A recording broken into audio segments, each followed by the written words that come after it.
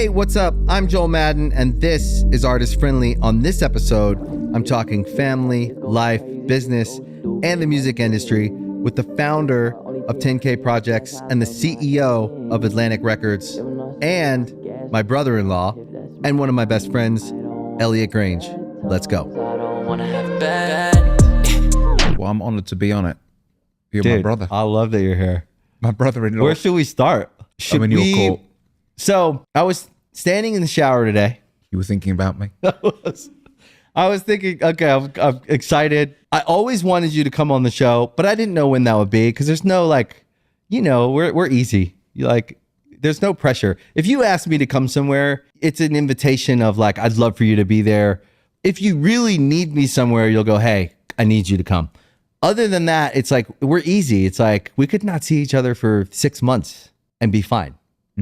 Or we could see each other every day for 6 months and enjoy that. Do you know what though? I was saying this to Sophia today about this with you and I.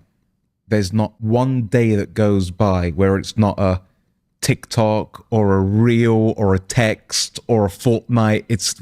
We're constantly in each other's lives Every day. Yeah. It's really nice. It's a true beyond friendship. It's like I met my best friend. Yeah. And my brother through my wife. Yeah. That's what I was going to say is I was standing in the shower thinking about you. Yeah, nice. And I was like, we're going to talk to Elliot today. What am I going to talk to him about? There's so much that I want to talk to you about. On one hand, you're someone that I admire, right? You're a killer. You're fucking great at what you do. You're ambitious. You're hardworking. You're smart. And you're someone in the music business, which is the business I love, that has built a very dynamic and impressive career. So there's that aspect of you that I fucking love. But then there's my brother-in-law, and we met through my little sister, who is, on the list of people that I love. It's like Sophia, my kids, Nicole. It's this group of people that are my heart and soul. And I met Sophia at a time when, she's 7 or 8 years old, and I have always felt responsible for her. And so I've always had this like very special view of her because I feel responsible for her. And I've got to watch her grow up into this amazing woman who's fucking fierce. Yeah. She's super dynamic, very strong, and impossible not to love. Yeah. If you know Sophia, you love her. Anyone listening, we're talking about Sophia Richie, obviously a big star in her own right, but to us, she's my little sister. She's your wife. The real special about Sophia is the person you know. She's funny. She's smart. She's quick. She's very strong, fiercely loyal to who she loves and calls for that as well. She's a strong, in my opinion, like a strong, fierce little woman. And Nicole's the same way. I see it. They're tough. Tough. They're strong. They're strong women. Smart, strong, very specific. They know what they like. Maybe integrity is the word. You can't sway Sophia with things that might sway most people. She's very to herself. She's more impressed by the quality of a person. Anyways, you guys get together, and that's how we met. That's how our love affair began. Well, actually, do you know what? So I was very, her and I, we'd been dating for a long time. We'd been dating for almost I think about 8 or 9 months. And with you and with Nicole, I sort of, as a kid growing up in Great Britain, we grew up on Good Charlotte. There was the show. There was Nicole and Paris' show. I didn't watch too much of that, but obviously everyone. But you knew it. Yeah, I knew. Same. I didn't watch much of it, but I knew it. Pretty good show. You and Benji, and Good Charlotte. That was my childhood. That sound, that moment in time. And so I remember meeting you for the first time. I remember we drove up to your home. And I don't get nervous when I meet people for the first time. I don't really get that starstruck. I was pretty nervous about meeting you. And Sophia was like, look, he's very protective of me. I've got this great bond with him. And, you're going to love Nicole. Nicole's going to love you. Joel's tricky. So just, don't, if you guys don't connect immediately, just It's okay. You've got nothing to worry about. And so she sort of, I was kind of nervous. I was intimidated She going did a into good your job home. prepping you, though. She prepped me. And do you know what happened? I'll never forget. You opened the door and it was like, I don't know how you feel. For me, it was almost as though we had been friends all of our lives. That's genuinely how I felt. Yeah. Because you look like this intimidating guy, right? You're this like tough. I'm being serious. You're this tough. You're very handsome, by the way, but you're this tough Ruggedly guy, handsome. rugged. You've got the beard. You've got these incredible tattoos, Yeah. and it's sort of like, you know, I wouldn't mess with you if I saw you. I wouldn't mess with you. And so you give off this intimidating aura, but at the same time, you have this very soulful aura, and you have this aura of I see you. And we got on immediately. It was a very, very. It was quite a bizarre experience. It for was me. bizarre, but it's how all my great friendships have started. When I think about all my great friendships over my life, all my best friends, Chemistry, isn't it? it's You can't fake chemistry. and it's honesty. Yeah. If you don't have your guard up, I don't have my guard up. Yeah. Like we're dogs. You know what I mean? Like you and me are dogs. I'll meet you where you're at. If you have your guard up, I have my guard up. Yeah. If you have a gun in your pocket, I have a gun in my pocket. You know what I mean? Like That's exactly what it was. and I think We were just open.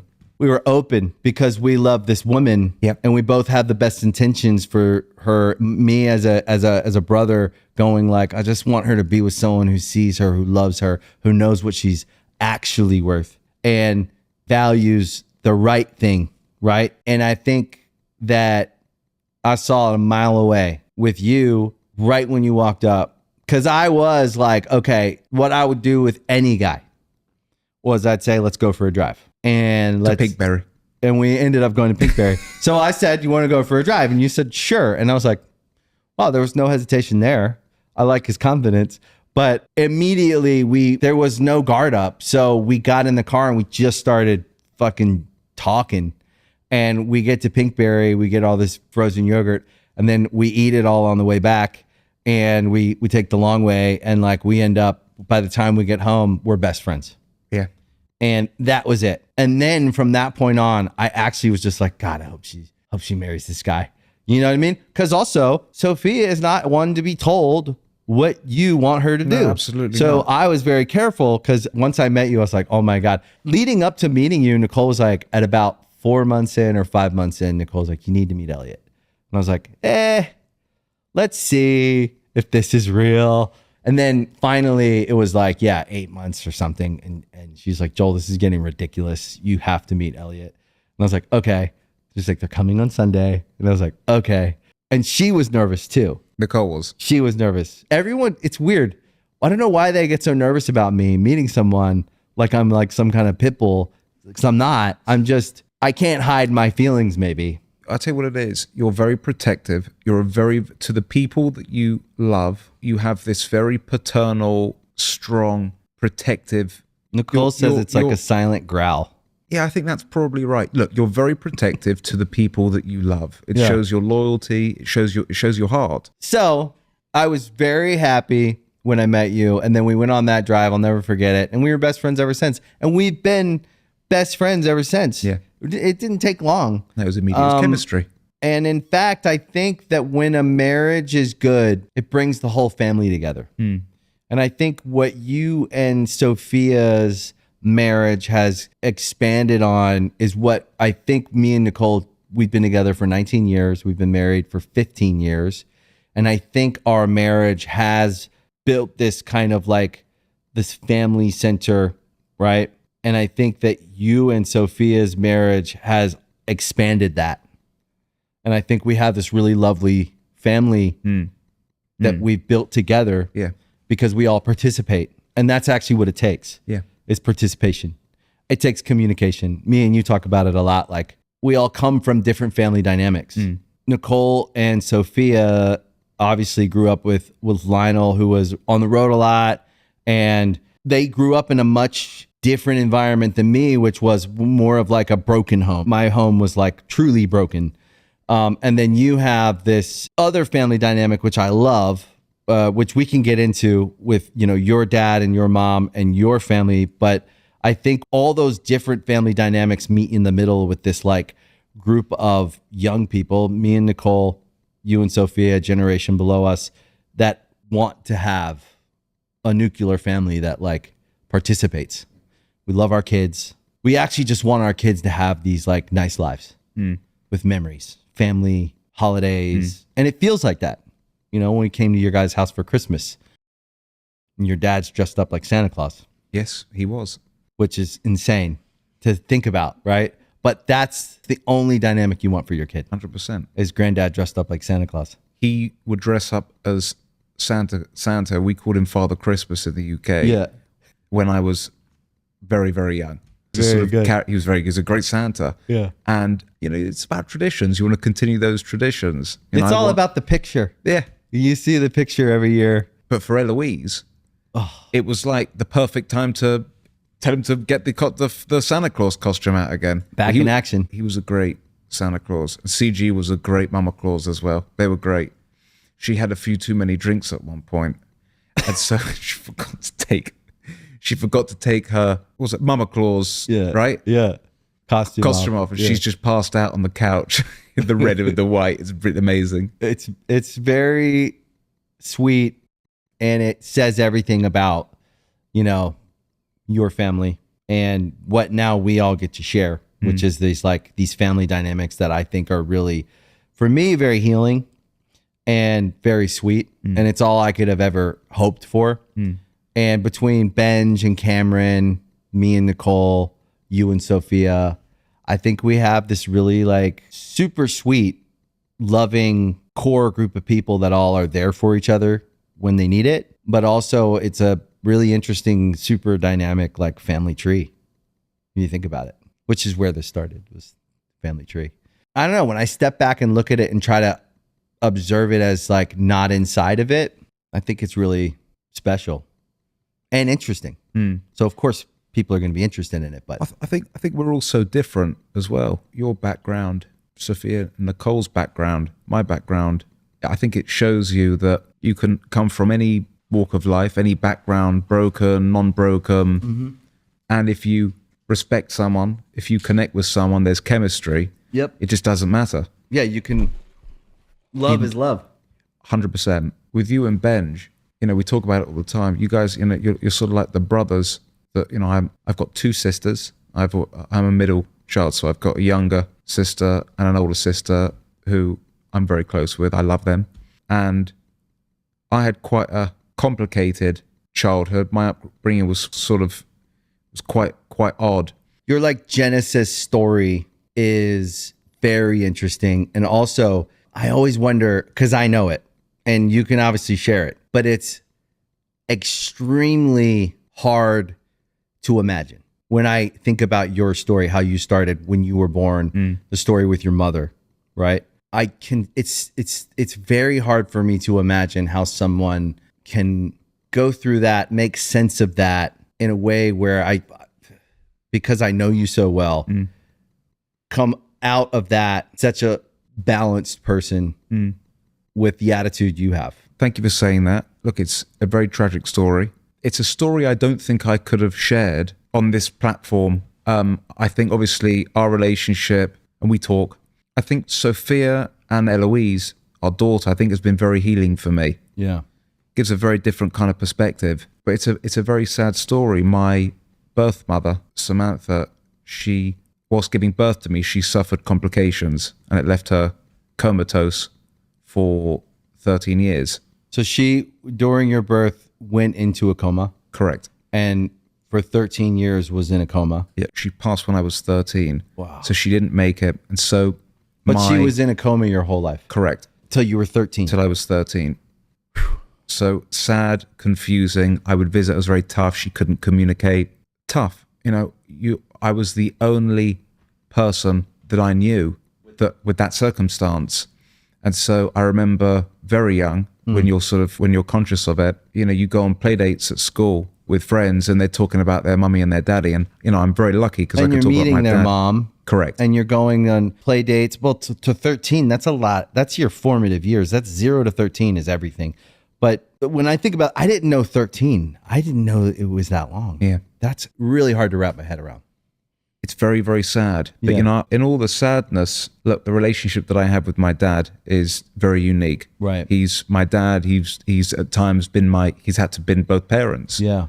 And That's also a side. I think people know your dad as one figure in the world, and that, obviously Lucian's had so much success.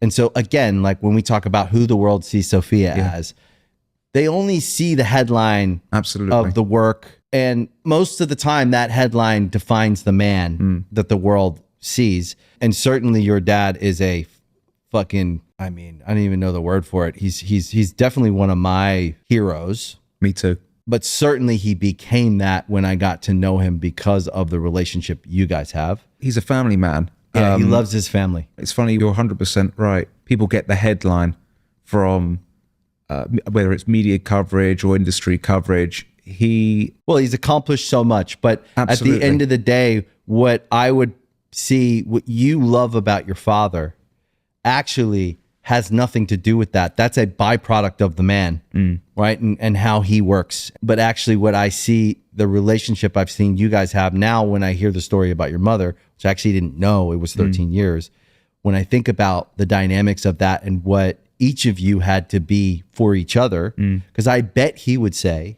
that 13 years was hard for him in a different way, right? But he's sitting there trying to comfort you, and you're in a way also helping him through it. And so together, I think you guys probably had to become such a team, and so much more than a team. I can only imagine when you go through something like that, how close you become. Well, his background's quite interesting. There wasn't a lot of money there. I think my grandmother, his mother, Marion, I think at times she was the breadwinner in the house. She was a chartered accountant. I think she was the first female chartered accountant in the UK at the time. So she was great with numbers, and there wasn't that much financial security there. So I think he was 24 or 20. I think he was 24 or 25 when his father passed. He was very, very, very close with his dad. That's a young age to lose your dad. Young age. Cecil, which is what my middle name is. So my middle name is named after him, to honor him. And my daughter, Eloise, her middle name is Samantha, to honor my mother. That's really sweet. So he was very close with his dad. He loses his dad, and he then loses his job.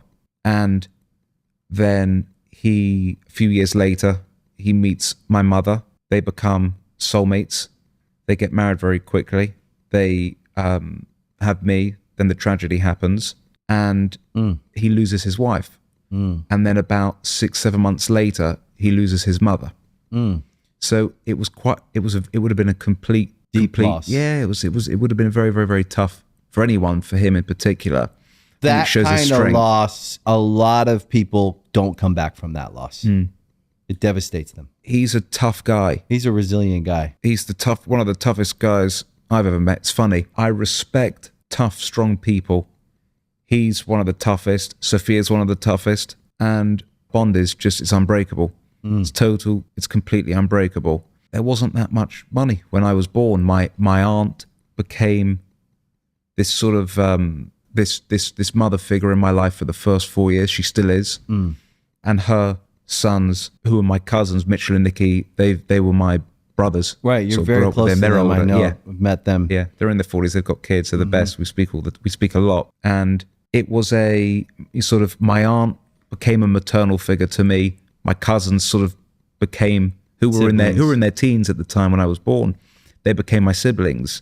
And then when I was 4, my dad met Caroline, who is my stepmother, who is basically my mother. Yeah. So we were alone from 0 to 4. And then 4 to now, I've had CG, who is currently in the process of adopting me as a 31-year-old. Well, that's really sweet, though. Yeah, she's also my best friend. She's amazing. I call her, I think I drive her nuts. I call her multiple times a day. She's the most wonderful grandmother. I noticed that about your family. You're very much like my family. Me and Benj, me and Josh, and me and Nicole, Benj and Cameron. We call each other all day long, text each other all day long. We have a similar shorthand, because I think when you've lost someone, there's an anxiety around the people that you love that you need to know they're okay. And so a lot of times I'm checking in about this, but I'm really just reaching out to tap you because I need to feel you there. Yeah. And I find myself doing that a lot. And it was really comforting when I got to know you and when we got so close to see the way you relate to your dad is a lot like how me and Benj relate. Yeah. We call each other about everything. Big, little, small. Should I do this? Should I get this thing? Should I or some whatever. And it's interesting because like a lot of people have trouble understanding that because there's a vulnerability there. I don't know if it's spiritual or not, but you and Benj and your whole family, but you and Benj in particular, from what I've seen, you were meant to be on this realm together at this time. That's how I see you and your dad. That's exactly because that's how I feel, and he'd say the same. Yeah. Whether it was past lives, people use the term soulmates. Yeah. And they use that about their partner, but I think it could be soul brothers or soul parents, but not to get too deep into the spirituality of it. You and Benj were meant to be here together. That's how I feel about my dad. Yeah. I feel that way about everyone that I love, and certainly Benj and me. We're very close. I feel that way about Nicole, though. After 19 years, I see a similarity in our relationship that I have. It took some time to get there because I don't think I don't know if she ever had a soulmate. She was always kind of alone. And I do feel like we have that connection. I think that way about you and Sophia. I think as I see you guys growing together more, you go to the next level of life and of like discovering what life is all about. I do think, and like me and you, we've talked about it. I was like, I don't know if I believe in past lives or not, but if there was a feeling of a past life of someone that you've somehow been through some shit with, I always think of you as one of those guys where I'm like, I feel like we were like, if it was a past life, we were on some battlefield together, or we were in we were in the front line. You know what I mean? Like I always feel that way about me and you because I had your back, you had mine. Exactly, like unsaid, hard to find in the world, but I think it's the relationship I see you have with your dad that comforts me, and that makes me go, I can trust that guy. Because Benj and Josh, I've never had to question. It's never about work. It's never about money. It's never about whatever. There's just a soul understanding of I'm there for you. Yeah. And I also believe in you. And I know whatever you're doing is for a reason. So I have your back. You know what I mean? And I see that with you and your dad. And I also think going back to your childhood was I don't want to stay too long on because I feel protective of you. And so to share something so intimate and deep, I know people know the information, but it's your experience of it that I'm protective of because no one had to go through that but you and your dad as it pertains to your family, to your nuclear family, to what you come from, your origin, right? And your origin story, though, I've always thought is one of the most interesting ones I've ever heard. And so I also think that flash forward to now, you're one of the youngest, maybe the youngest CEO of a major record company. If you're not the youngest, you're one of them. So what does that say? Well, you're an ambitious, smart guy who works hard. You don't get there. I don't care who you are.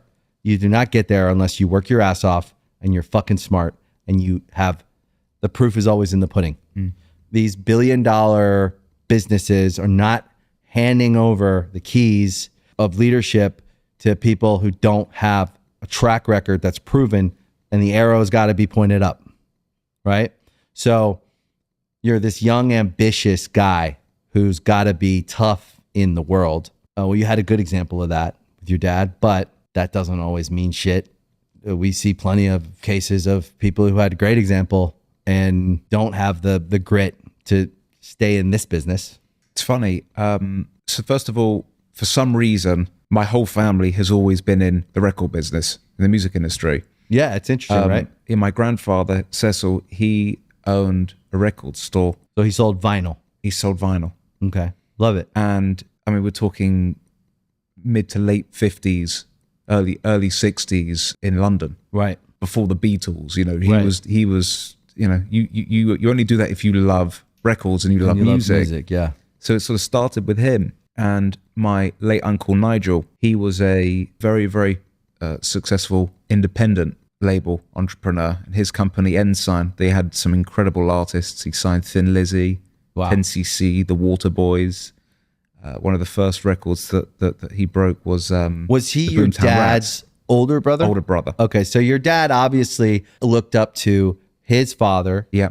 And then obviously his older brother. I think so. Yeah, I think that's right. His older brother, he would take him to a lot of the shows. Right. So your dad admired him and looked up to him. Absolutely, They were close. Yeah, he was a great character. I mean, if he loved something, it was the greatest thing ever of all time.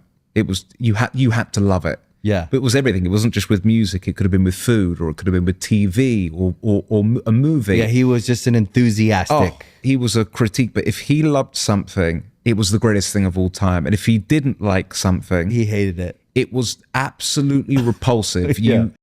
I love those types though. Yeah, he was so passionate. Oh, he was a great character, and he had great success in the 70s, 70s and 80s with his company. He sold it to Chrysalis, Yep. that ended up part of EMI. That now, funny enough, full circle is now a part of that part of EMI is now with Warner Music Group, and so all kind of full Which circle. is where you're at. Yeah, That's which is, right. yeah, at a sort of, the parent company that owns Atlantic. Yep. I've been very lucky that I've had, since I was born, these, Models. my Yeah. uncle, my father, of course, my cousins, they were in the music industry. My cousin Nicky, when he was 16, 17, he discovered Amy Winehouse at the Brit School. Mm-hmm. He managed her for many years. So you I've grew up with all this music business and music industry and music happening all around you all the time, and you're just watching it all. So, look, it's a funny thing. When I was very young, I remember going into the office to see my dad. He's a single father. There's not that much disposable income. And what was he doing at the time? He's A&R? He was an A&R. Okay. He was an A&R This at is a company a very called tough Polydor. job, actually. Very Like tough finding job. your way as an A&R is so hard because you're playing kind of in a company where you need to deliver results. And you're also trying to find real music and talent.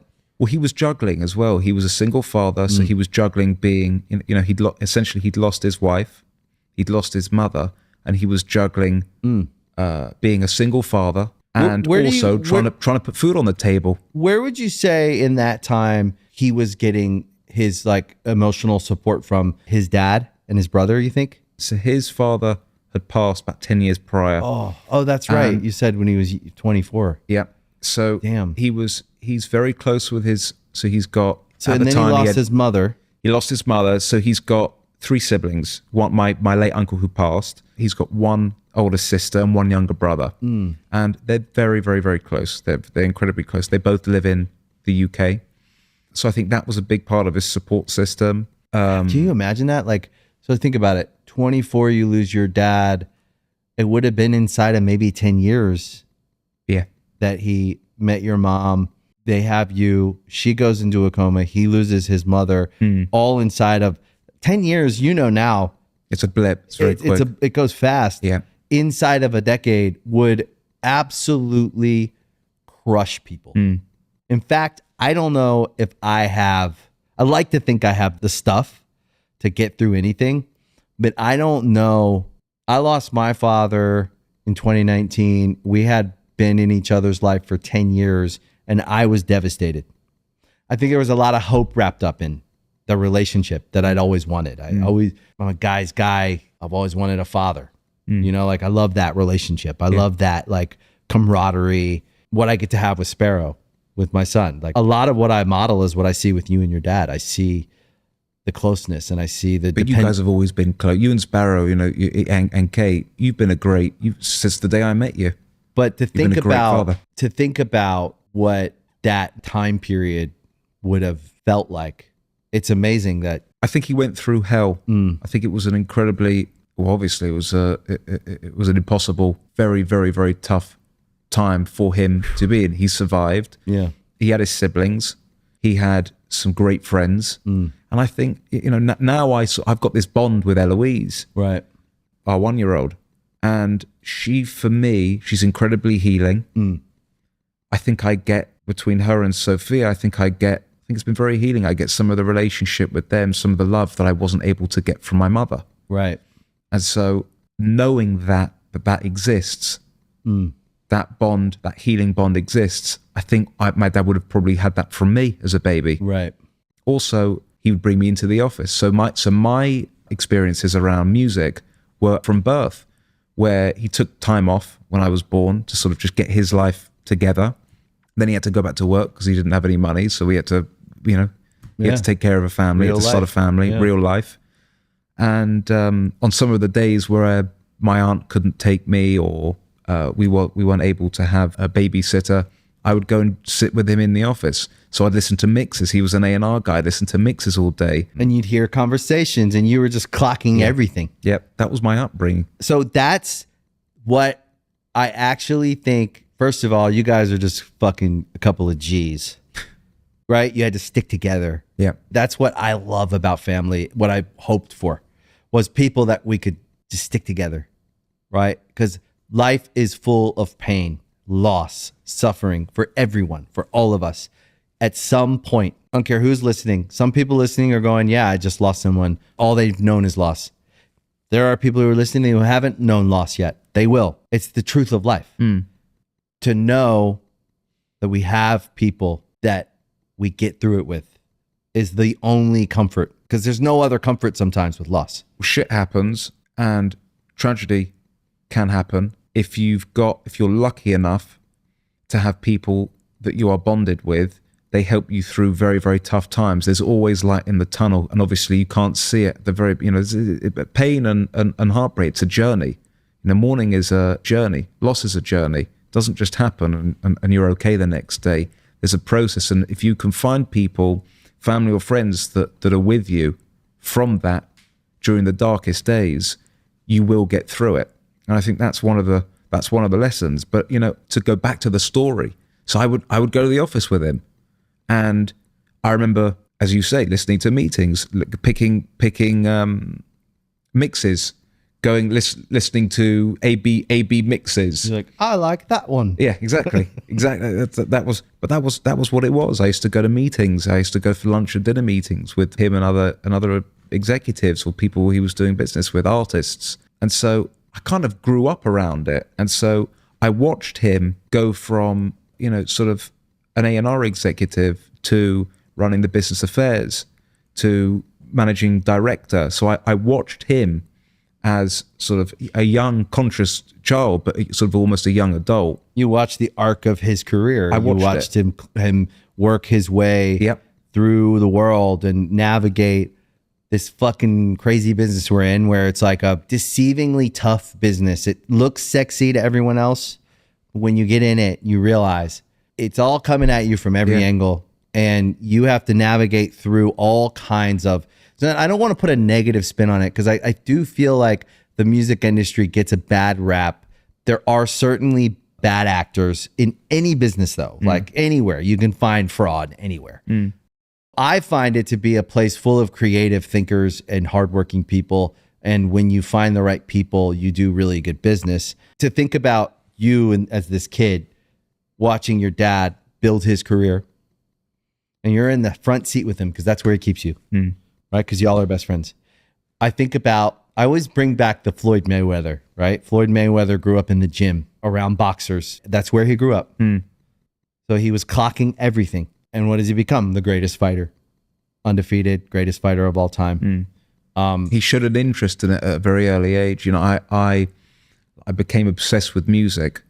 I used to, on the weekends, I used to beg him to take me, my dad to take me to. There was a vinyl fair in Olympia Stadium, But like a flea Olympia market? Arena. Yes, Oh, that's cool. and it was all these really old sort of like British vinyl collectors. They'd be trading vinyl, and I had the Sex Pistols is one of my favorite bands, and I remember I was 11 or 12. I can't remember. I shouldn't have been listening to the Sex Pistols, but I was, and I'd go and I would trade the 11 and 12-year-olds are listening to much worse now. Yeah, no, I know. That's also very true. But we're talking about punk rock, sort of Good. Anarchy in the UK. Yeah.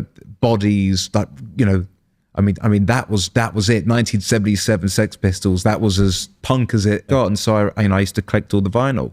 So I grew up around not just the executive side, but I grew up with a real love for music. I used to read the lyric sheets. I still collect vinyl. Yeah, and you're going to the vinyl market and you're talking to these old and young vinyl collectors. I was a kid. Yeah. I was a kid, and I'd have a couple of hours, and my pocket money would be spent there. Yeah. And so you can't fake that. And so I think probably my love and my attraction towards the business. I love working with artists. I respect artists. I find with artists, they've been through their own pain.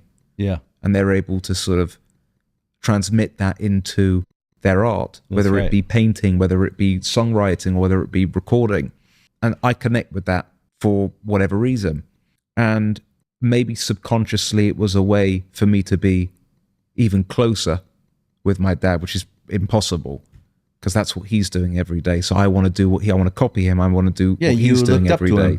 He was your hero. That's and then every kid and then there's feel. the family tree line with my grandfather, with my uncle. So we always say there must be something in the blood. Maybe that's true. Yeah, I would say there's probably something to that. I just love music. I love working with artists. I love learning. And I think what I've done and what we've done, and we can talk sort of about that in a little bit, just have to surround yourself with people that are smarter with you. We always talk about team. Your team is incredible. Our team is incredible. When you hear these sort of record execs or entrepreneurs, well, I built this and this is how I did it. Sure, you got a vision, you see something great, but you have to have an incredible team. It takes a team. Yeah. No one can do it alone. No. That's a great way of getting a little glimpse. I know that there's a lot more to it, but getting a glimpse of your childhood to go to now, right? Now I'm sitting with a 30-year-old, 30? 31. 31. Oh, you look so young. I've got gray hairs now. 31-year-old head of Atlantic, also founder of 10K Projects, which is one of the most successful independent record labels. We could go into the stats. They're staggering. What you did there, company you started in college? Yeah. Okay, so you start this company in college. In my mind, I go, okay, I see the line now. Of course you would start that company. You better start that company, because if you're not doing that, you're just fucking around and wasting time, is what I say to my own son. I want you to do what you want to do, but do something. Yeah. There's purpose. Don't waste time. Yeah. Time is our most precious resource. I think every man needs purpose Yeah. as well. I think that's very important. It doesn't matter, to your point, it doesn't matter if you could be painting, you could be writing poetry. But do it with purpose and with some belief in yourself. Yeah. Take it serious. Take yourself serious. Something that gives you agency. That's right. Purpose. That's right. It's, I'm going to wake up tomorrow and do something. That to me is the most important thing. What you started in college, what would become 10K and the company we all know today, very successful. That inception, when you started that company in college, that was the most important thing you did, because I'm sure it was disorganized. I'm sure you had to learn a lot. I'm sure there was a lot of things to learn. I'm sure you thought it would be one thing, whatever, like all of us. You were somewhere and you did something with purpose, with a vision, and now we're sitting in your real life, and it's all foundationally built on what you did in college with this idea, I'm going to start my own company. And I only say this as a parent, and I say it as a guy who also comes from Maryland and didn't have family in the music business and had to find my way through this very confusing business and make my way. And on the other side of it, I know how hard I've had to work to get to where I'm at. And I know who I respect. And it has nothing to do with where you're from. It has everything to do with what you've done. And I look around at people who work hard. I want to surround myself with smart people who work hard and who are honest, right? Like, just tell me who you are, what you can do. It's refreshing when you meet someone who's direct, and that's how you've always been since I met you. But knowing your story and looking at how you've operated, I just am very proud of you, because at that point, you're in college. Your dad has probably had, at that point, ton of success in his own career. You've watched that. And you're probably now at this point, you're over here in America, probably living in LA. Like if I'm timing it all right. So we moved here in 2010. He's been at the same company for 40 years. Right. And so his company relocated us as a family in 2010. So I finished my high school, junior year and senior year in Los Angeles, and then from there I went to university in Boston. Right. So that had to be wacky coming to LA in your. It was sort of back and forth. That could also derail you, but also what you could have done is become wishy-washy.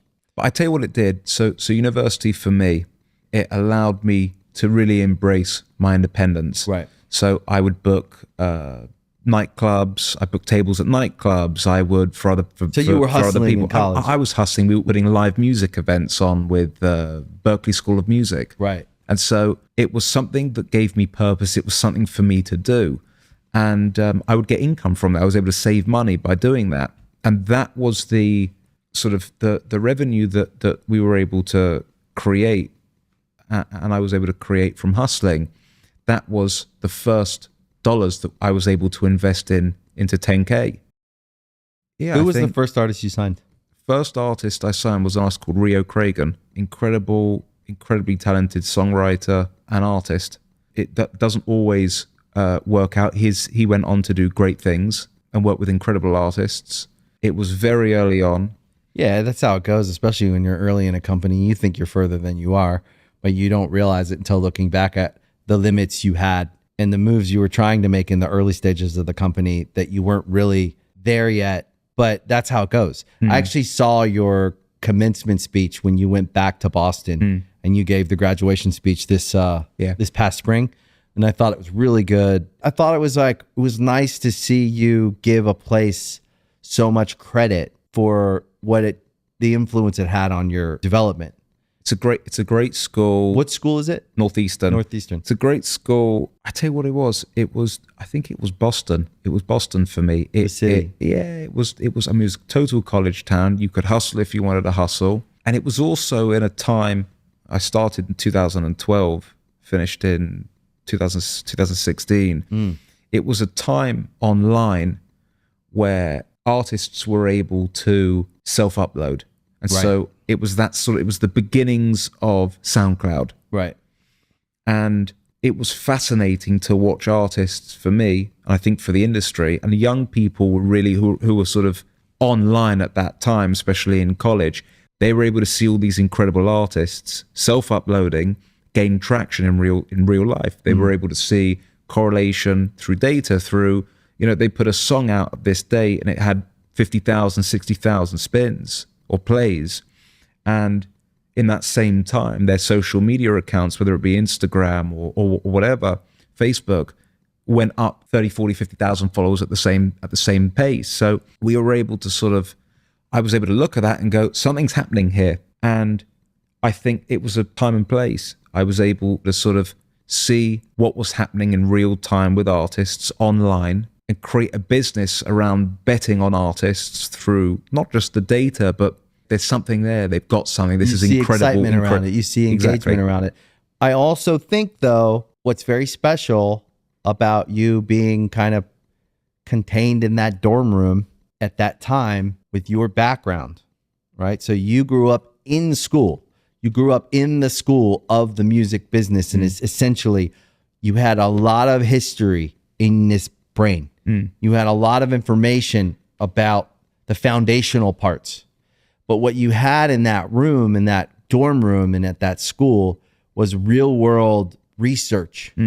Oh, what are they doing? I see them. I see how they're doing it. I see what they're talking about. And what you were uniquely positioned to see was, oh, this is changing. The actual institutional part of the music business doesn't see this yet. No, absolutely I'm out here in the trenches and I see it. And they're going to see it in 3 years or 5 years, however long. I can't guess. But this is coming and it's not. No one was looking there. Right. I think that's exactly right. Well, there were two things. So I was very lucky on the timing, as you say, being in college, having the time, being able to understand data online. Well, let me just point out, luck is one way of putting it. But I do think it's important to point out, like, you could have also been drinking and like not looking and trying to exercise that part of your brain that's like, Sure. how do I organize around this and create something here that wasn't here, right? So all I'm saying is like a new business model is not an easy thing, right? So it's not sexy. It's That's fair. It feels so easy because it was right in front. Because it also makes you feel excited. Yeah.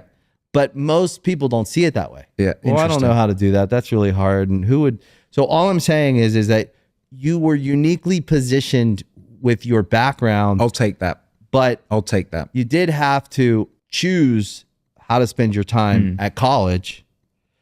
And what I respect is what I hope my kids do as well is go forth into the world and do something versus sit around, wait for other people. Yes, we all love to go out and have a good time. There's nothing wrong with going out and having drinks, but if you can build a lifestyle where you're always working because you're doing something you love, you can actually build a real life where you get to enjoy everything, but your priorities have to be right. I'm just saying that to say, for people listening, they're building businesses, they're building families, they're building, everyone has their different dreams, things that are important to them. The main through line, though, is you have to show up every day and work. You don't just get to have, it doesn't matter who you are. It doesn't matter who your dad is. It doesn't matter where you're born. It doesn't. I don't care what anyone says.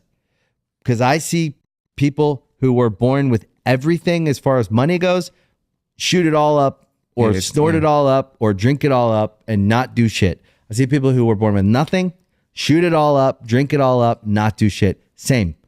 There's plenty of people. I think it's how you're wired. You want to see opportunity and you want something that gives you purpose. But you also found a game you love to play. And that's also the thing that I think is like entrepreneurially, we have to be playing a game we love to play. Yeah, absolutely. Well, so I think I'll take that. So I think part one is right place, right time. Part two is I've been in America for a few years. And so I'd met people through that sort of network of where my dad worked. And so what I would do is I'd hit them up and they would always be very polite. They would respond on an email. I'd cold email sometimes. But they passed on everything? Every single thing. People didn't get it. And that's really how 10K was born. You're like, well, I got to do my own then. Yeah, but I mean, if you think about it, in that period of time from sort of 2015 to 2019, SoundCloud was in its own sort of, it was the punk rock platform. It was. At the time. You had artists like Lil Pump and Trippie Redd and XXXTentacion. And the list can go on. I think Billie Eilish was found on SoundCloud. Post Malone was found on SoundCloud. Some of the most iconic artists still today, they came from self-uploading. Right. And it turned into a really important business. And I think the whole ethos for 10K as an independent was we needed to give artists who were discovered through these mediums where they were able to self-upload, we needed to give them creative freedom. We needed to give them commercial freedom, where if they wanted to wake up, drop a song, they could do that. And there was no one telling them, no, you can't do that. And I think within youth culture and within the industry, we became known as their disruptors. Well, you kind of become a disruptor when everyone's kind of, passed on everything you sent them. I know that feeling. MDDN's a bit of a disruptive company. Absolutely. Well, I would say that in 25 years since our first record, 30 years as a band, all the experiences we've had. And I told you when we said we're going to make this record, well, actually, we played your wedding. That's where the record started. That's why it's called Motel du Cap, which was one of the greatest nights of my life. It was the greatest nights of my life. Isn't it great? That was amazing. It was the best You wedding. guys were amazing. It was great. It was such a good night and such a good show. When we actually set forth and started making the record, and then we actually said, oh, we have a real record here. This isn't like some side project shit. No, this is a real fucking record. You guys playing it to me. Started coming together, and then it made sense to do the record with 10K because we had worked with you on a couple other things, right? We'd worked together, and we found that 10K was the best team we'd worked with in years. Like we'd found at MDDN across a bunch of things, we found your team to be reliable, and very hardworking, and they optimize. So they really do share information quickly, and like there's a way of working where there's no filler and there's no fluff. We just get to it and we work. And so that's refreshing to be able to connect like that. And then as me and you meet, we become friends. We have a great working relationship. And then obviously, so it makes sense for us to collaborate wherever it makes sense, right? Because it's a natural for us. And then we made this Good Charlotte record, and I said to you, the only way I want to work with you is if you and your team hear this record and you buy in, you want to be a part of this record. Otherwise, all good. I know you're going to be rooting for me either way, right? And then you guys come back and you're like, we want to work on this record. We loved it. The stuff that you played, it was unbelievable. I mean, we're seeing it now. And it's been the greatest record label experience that I've ever had as an artist. We've got the best team in the business. You guys have a great team. Do you think that the story, since you've gone into Atlantic, you're changing the way the modern record label does things subtly? It's not like it's a switch. It's like a dial that you keep, And I think that like we're disrupting. There's no doubt we're disrupting. So it's funny because we come from the independent background with no catalog. Your team has to be very entrepreneurial. And so our team, they're very entrepreneurial. I can't name all of them. There's our team is, I think, it's the best in the business. My partners, Zach and Tony. Yeah. We're all entrepreneurs. And so when you don't have catalog to sit back on, you got to create. You got to, in terms of survival. Yeah, you got to create opportunity. Yeah, you got to break songs. You got to break artists. You got to put wins on the board. So how do you manage now what was one entity to? I would imagine it's 100 times the amount of conversations and relationships you have to manage. It's a lot, but it's what I know what to do. What you love. It's also, we have the most incredible team. We work sometimes 16, 17, 18-hour days if we have to. We just do it. We like to win. And also it's not just work. I've got to give credit to my wife. She's the most incredible partner. Sophia. On a personal note, she's my biggest fan. She's my cheerleader. We're each other's biggest fans and cheerleaders. And if I'm stressed with work, which I sometimes get, she'll sit me down. She doesn't have to have a talk with me. I just know with her. She's just like, look, you're going through it at the moment. Just take it easy. Take it easy. And chill the fuck out. Yeah, it sort of, she's a great leveler. Yeah. She can sort of say, look, it's don't worry about it. You're okay. Turn the brain off. Turn your brain off. Sometimes I find it very difficult to turn my brain off. She'll just say, just turn your brain off. You're okay. Isn't it funny too? Your wife, my wife are similar. Like things we could get excited about, they have zero interest in. Yeah. I could say so-and-so called, they want to come on the podcast or whatever. And she's like, great. Yeah. Like she could give a fuck. They've seen, it's just, if you're happy, they've seen so much. Nothing impresses them. They're desensitized to like the shininess of something. But they're happy that we're happy. They're happy we're happy. And like even Sophia, she'd be like, go off, King.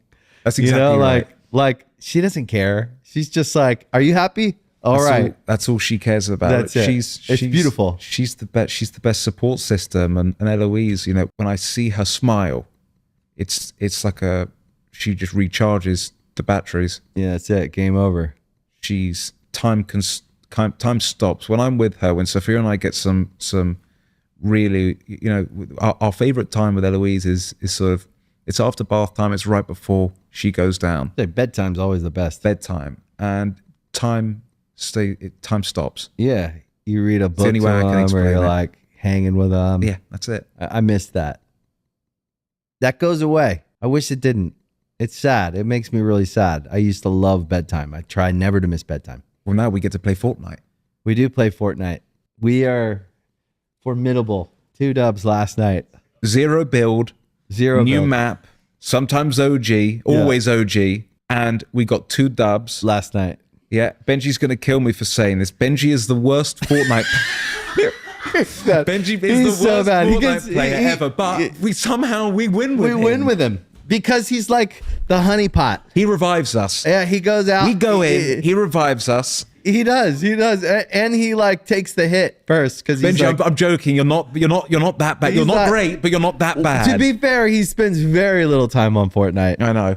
But me and you, I would say we probably play twice a week. Yeah. But put a bunch of weeks together and you get pretty good. Do you know what? And on the weekends, I would say like late night weekends. Sparrow was the one that reintroduced us to Fortnite. Yeah. It was Sparrow's fault. Yeah. And then he got off of it. And Yeah, but he shouldn't. I'm glad. Do you know what? We called him Lord of War for a period of time. yeah, he was a real god, wasn't he? But he'd get 20 kills a game. 20, 25, 30 kills a game is It's not insane. normal. Yeah, it's not normal. You and I get 1 or 2. Last night, that last game we played that we won, I had double-digit kills. That was one of the best nights of my life. It was. That was one of the best nights of my life. It was. Even Benji got a few kills. They're probably bots. Yeah. But it doesn't matter. It was probably bots. You and Sophia have a great thing. You're one of my best friends, as you know. She's my best friend. She's the best.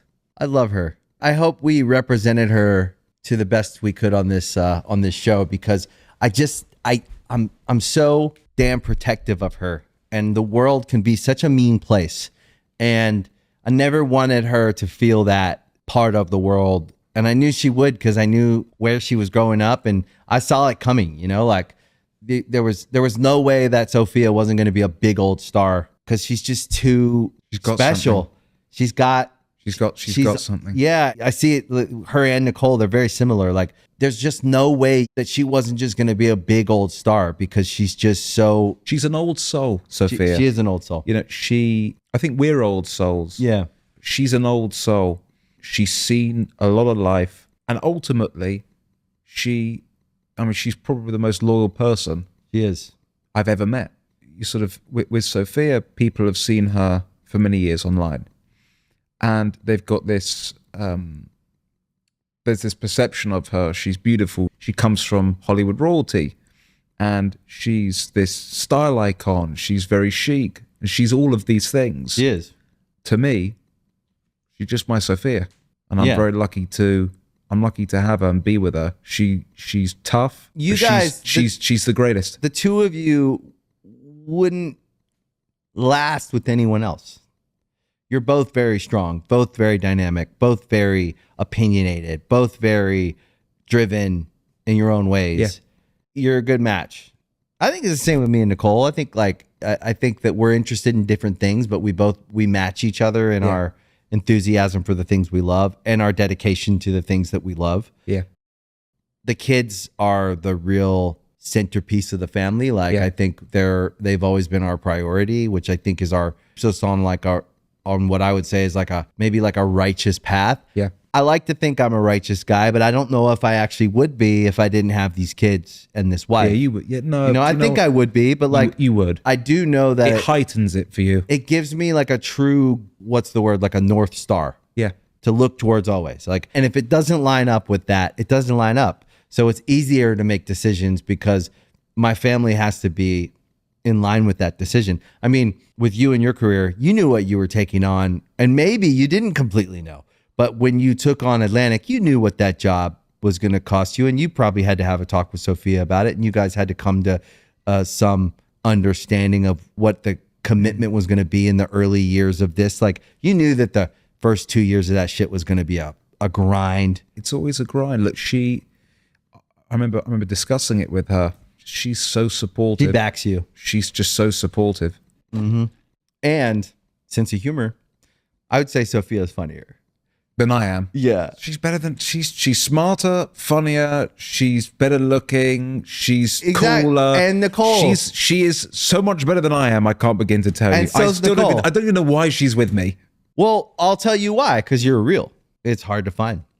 A real motherfucker is hard to find. A guy who will get up every day and be himself and go out and just fucking try. That is what I have with Nicole. She's funnier than me. She's way more stylish, more beautiful. You're a handsome guy. I'm a good-looking guy in my own Nicole's way. beautiful, but you're a handsome guy. Let's I'm I would have relations with you. I know you. I know you say that, and I mean I it. appreciate you saying that. But I think I actually don't think I'm handsome. I think I have an authentic, You're a good-looking unique man. brand of. I think I dress myself up good. You give with the Zaddy. tattoos. You give Zaddy energy. A little bit, but I do think part of that is the woman that I married I grew with her into if you look back over the years, it's not that I was always really stylish or anything, but I did evolve. And a lot of that was my wife. I think she rubbed off on me. She's got style. She's classy. But I would say the same thing about your wife. I'd say the same thing about Benji's wife. I do think there's something to marrying someone that's almost, you feel like they're more a match. Like I do feel like Nicole outclasses me. She's smart. She's quick. She's funny. She's got heart. She's got an unshakable integrity. She makes me laugh. And she's funny as shit. I think Sophia is very, like, her and Sophia, they match each other's levels. Like, I think Sophia is the same. She came up in the Nicole school, right? Like, she's like direct line. If my daughter follows in Sophia's footsteps and Nicole's footsteps, I'll be very proud.